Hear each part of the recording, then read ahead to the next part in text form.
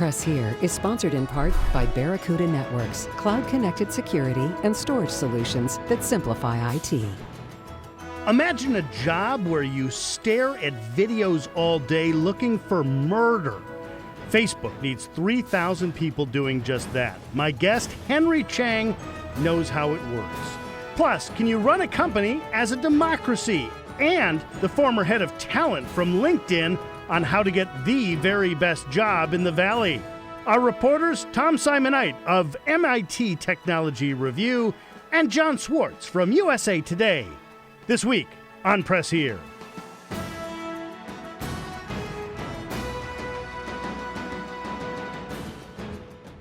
Good morning, everyone. I'm Scott McGrew. Facebook says it will add 3,000 new employees to monitor videos, to watch for the most awful of content, murder and suicide and pornography, and shut those videos down before they hit your feed. Now, we were struck by two things. One, is 3,000 additional sets of eyes enough? Millions of minutes of video flow into Facebook each day. And two, what an awful job. Hours of drudgery and monotony interspersed with the most disturbing of images. How can anybody do that? Henry Chang has spent hours looking at video like that as founders of Access BPO, which may or may not be the outsourcing company Facebook is using to screen those videos, joined by Jon Swartz of USA Today, Tom Simonite of MIT Technology Review. Now, I'm not insinuating you are the company, but you couldn't tell me if you were because you're under NDA from all these companies anyway, right? Absolutely. Okay, are you the company that Facebook?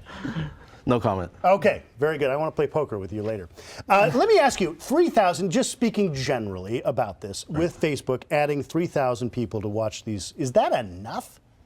Absolutely not. I mean, just some figures out there. Facebook has videos, photos, and just photos alone over 3 million a day. And on a just per feed basis, over 4.5 billion pieces of information. So absolutely not. It's a good start though. Yeah, how fast can somebody look at a video? Because I suppose if you see a birthday party, it's reasonable to think nothing's terrible is going to happen. Right. Fairly quickly. I mean, our clients have pretty elaborate platforms that allow photos, videos to scroll by fairly easily, and the folks who are doing it do it all the time, so they catch things. So are you filtering the content as it's live or if it's as it's uploaded? Because in the case of the Facebook murder in Cleveland, that was a combination. I think his confession was live. The other two that were videos were uploaded. Do you do both? It really depends on the client. What we've done in the past has been not live. It's things that's been uploaded and there's some sort of time gap between it gets posted.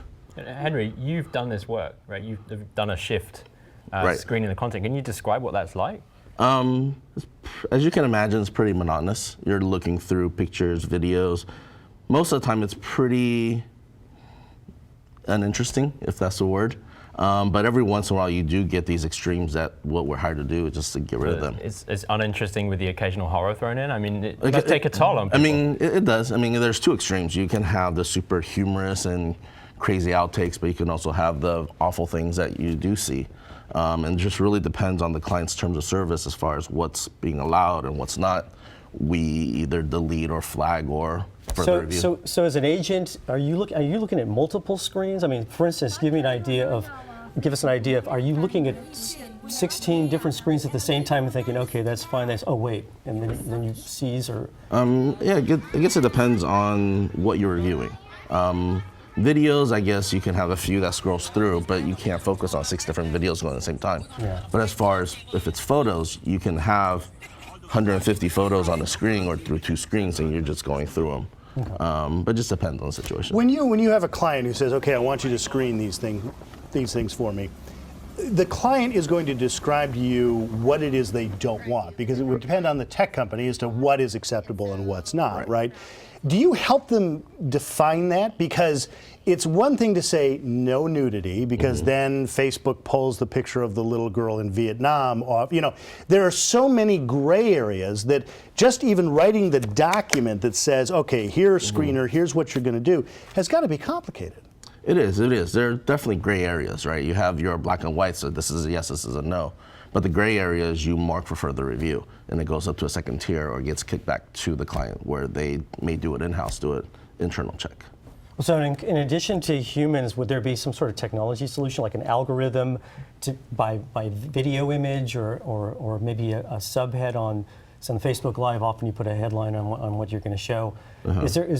Could that actually complement what? It actually does complement, because if you're looking at the amount of people needed to review all the photos and videos, it's just not possible. So you do have algorithms in place that kick out a certain number of videos or pictures that need a human eye to review. And that's kind of just what we do. How many people do you have working as agents at the company now, Henry? The company right now has over 1,500 employees in 3 different locations: Philippines, Taiwan, and China. We do multilingual, over 30 different languages. As you know, content's not just in the US, it's everywhere around the world. So around 1,500 people right now. Not just doing content moderation, but also doing customer support, back office support, whatnot. Philippines seems to be, particularly for video screeners, as I was studying up on this seems to be where video screening seems to be done. Right. Is there a particular reason other than just cost of labor? No, there is a particular reason. The affinity to the US, as far as how Philippines are alike to us rather than, for example, in India, right? Culture is different, religion is different, their day-to-day activities are different. So to have someone in the Philippines view a picture or video, they're probably going to be the closest to what an American would view. And do you have a connection to police or other authorities? I mean, Jon just mentioned the crimes are put out on these platforms now. I mean, last year, Philando Castile, he was shot by police outside Minnesota, and his fiance live streamed his death. I mean, that is the kind of thing you would hope that it would reach the authorities. Do your screeners like flag stuff that may have relevance to crime or anything like that? Potentially, but I don't think from our end we don't have that relationship. It's kicked back to the client, and it's their. Do your clients have that? Because I can see where Tom's going with that. I mean, you see somebody saying that they're going to do something terrible. Right. It should be more than just, well, you can't do it on our platform. There ought to be a way to say, hey, guys, I think something bad is going to happen. Have a notification system for law enforcement at the same time. Right, so when we do notify, it is real time to the clients. Okay, so there's somebody on the other end in San Bruno or in Menlo Park, and a red light goes off that says, hey, this is something that we need to look at. So radio and television for years have used, was it a 7-second delay button? Mm-hmm. So, although there's not one here. Oh, okay, so that's what I say.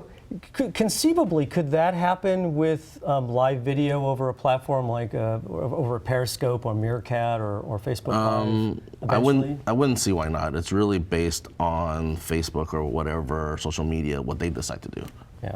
We're just on the other end of the process. As far as you touched on that the computers can kick out, let's say, 100 videos an hour in which it says, I think these may violate some sort of term of service, which then goes to a human being, which means that human being is looking at potentially the worst things the computer kicked out. Potentially. How long can somebody do that? I mean, I realize most of them would be like, oh, computer, come on, that's fine, or whatnot. There is a point there, though, we go to work for 8 hours, and it's nothing but people hurting each other or other terrible things.